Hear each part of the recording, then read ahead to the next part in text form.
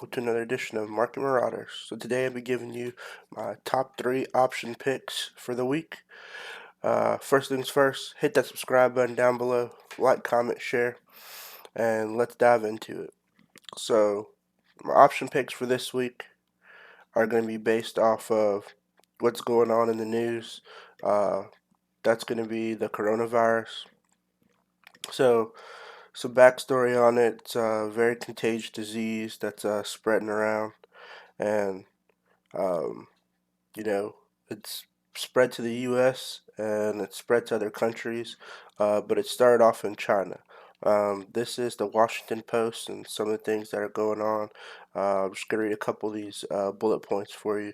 It says at least 48 million people were ordered on lockdown in central China, with a travel ban covering 15 cities in the central Hubei province, where the virus first encountered. Here's what we know, and then these are the bullet points. Hong Kong announced that its schools would be closed until February 7th to try to limit possibility of transmission. The CDC prevention confirmed that a second person in the United States has been diagnosed with the virus. Um, Infections have been confirmed in France, South Korea, Japan, Nepal, Thailand, Singapore, Vietnam, Taiwan, Australia, and the U.S. And then they have a map of where it's spreading. So basically, it's a disease that started in the U.S. and it's continuing to grow. I mean, in China, and it's continuing to grow to the U.S. and a lot of other countries. So since the disease started in China, my options picks are going to be companies that have a large market in China. So my first pick for number one is going to be LK. And LK is Lunkin Coffee. They're supposed to be a competitor um, to Starbucks, but the only thing is that they don't have the international market that Starbucks has. So their main customer focus is going to be in China. And since China is going through a crisis, I doubt many people are going to be going out and buying coffee. Coffee is basically a luxury item, and I don't think people are going to be risking their health to try to go out and get coffee, especially since most people are not going to be working with cities and stuff like that on lockdown. So Luckin Coffee is my number one pick, and as we can see that they were ended at 40.83, and the stock has been trending down. Its moving average 50 is 34.38, so it's getting closer and closer to that number. And I think once it breaks past that, then it's just going to drop tremendously. If we look on here, it ended at 40 38, but if we look down below, it was at 1865. Probably was at the beginning of November. So it was at 1865, so it wasn't really that high. Then it had its breakout, but I do believe it could possibly get back to that number 1865, or even at this resistance level of 25.79. So that's just something to look out for. In the Robinhood app. Um, if you guys don't have Robinhood, I have a link down below where you guys can sign up. I'll get a free share and you'll get a free share. So I have a referral down below you guys can click on to get started with Robinhood. On Robinhood, you can do options trading, but you have your limit of I think it's three trades per week, unless you're marked as a pattern day trader, which is what you don't want to be. So if you're not aggressively trading, Robinhood is a good platform to use.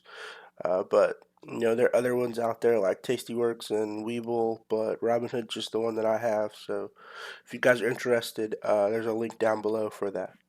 So going into Robinhood, so they have some options. If I put an option out for this one, it would be a put. So a put is basically you're going to expect that the stock's going to continue to go down. A call is you're expecting the stock to go up. And those are both buying a call and buying a put. So I would buy a put on this one. If we go and look at the stock value, 34.38 to me is a good strike price because that's where the resistance is at.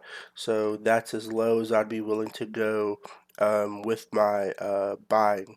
So around 34.35 or 34.72 would be a pretty good strike point for me if I was looking to buy an option for this stock. So if I was looking to buy an option for this stock to buy a put, then 34.38 I would keep in mind because that's how low, that's where this moving average 50 was at. So if you know you're going into Robinhood, looking at it, this is the price that it was on the 25th when the market closed. Um, or the 24th when the market closed on Friday. These prices fluctuate, so for you guys who are new to trading out there, these aren't stagnant prices. They change all the time based on market volatility and how the market moves. So these aren't stagnant prices, but they can give you a rough estimate of what you'll pay for uh, an option on Monday when the market opens. So, if you're trying to budget out how much money do I need to buy this option uh, at this expiration date, which is next Friday, then this is around how much money you'll need. So that would be my number one. Would be Lunkin Coffee, just because it is a luxury item in my opinion, and I don't think luxury items are going to be a buy when people are sick. I think they're gonna not gonna be going to a Starbucks or a Lunkin Coffee. They're gonna be trying to focus on getting well instead of going out and buying expensive or non-expensive luxury items.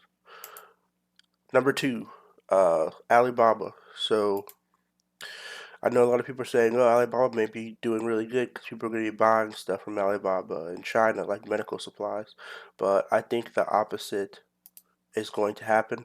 So Alibaba is my number two pick on here. If we can see on here, Alibaba's moving average 50 is 206.53, and their moving average 200 is 180.72.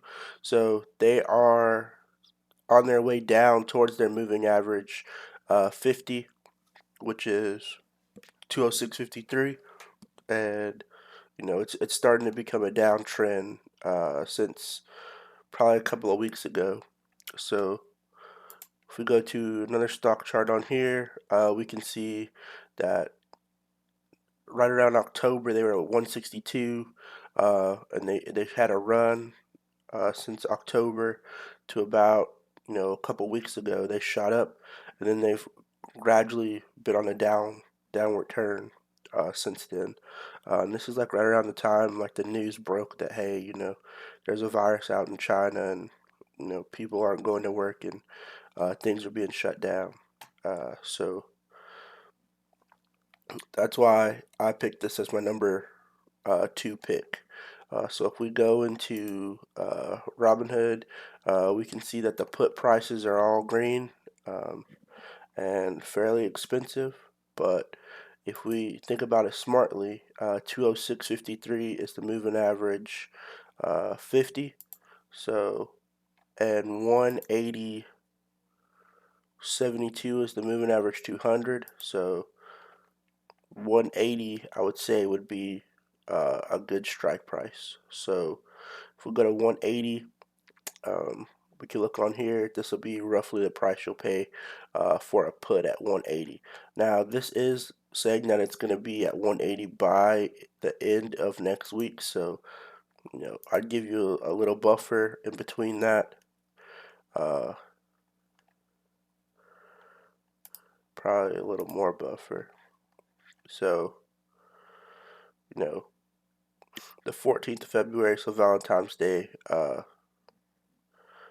would say this would be a good estimate right here to say it can get to 180.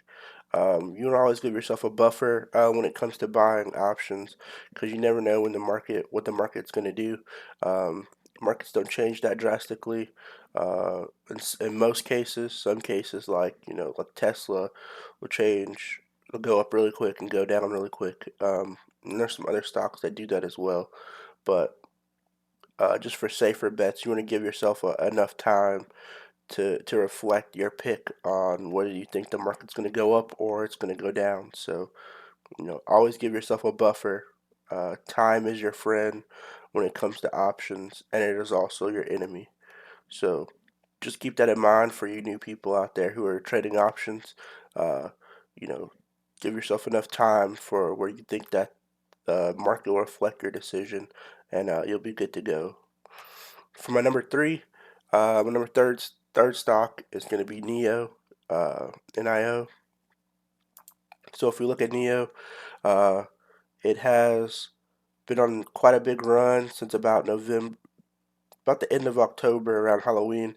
It's kind of risen up from where it was at, and its moving average 50 is 290, and its moving average 200 is 303. So going into another chart analysis of it, if we look at its 3-month chart, so it was about at 145 3 months ago, and it went all the way up to 466. It had uh, a little bit of a plateau right here at three. Well, it went up, but then it went back down, and I would say this is like its plateau at 346, and then it had another lull down here at 245. So if we keep its moving average 50 and its moving average 200 in mind, 290 and 303, then that's where I would see it being some good strike prices when considering um, putting out a put.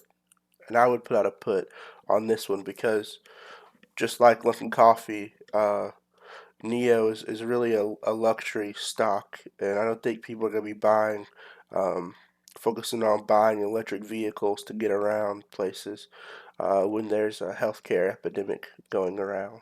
I think healthcare supplies and medical equipment will probably be number one thing on people's minds, and not a brand new luxury vehicle. So since their market, Neo's market, just like Lunkin Coffee's market, is based solely or mainly in China, and there's not really any U.S.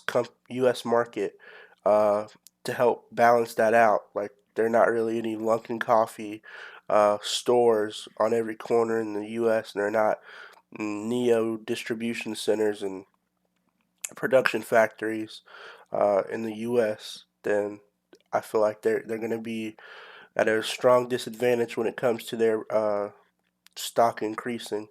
Now, the effects of this may not be direct, but I believe the American consumer can see that they're struggling, and their stock will definitely reflect that. So, going for Neo, keeping 303 and 290 in mind. We can see some calls, some puts. So these are puts for next Friday, saying that it'll go down. So 303, $28 to say that it's going to go down um, to 422, 389, uh, and basically above 3. These aren't bad prices, in my opinion. They're not that expensive. $4, $11, and $28. And I think this 422 is actually a pretty reasonable price and a pretty realistic goal for it going up. It going down to that price because it's already on its way down now, and it's only 44 cents away from reaching that price. And I could see a stock going down 44 cents in 1 week, especially um, considering what's going on over there. But always give yourself a buffer when it comes to that. So keeping those same prices in mind, we got a $10, $21, and a $43. So this is for 404, 396, 379, and 340.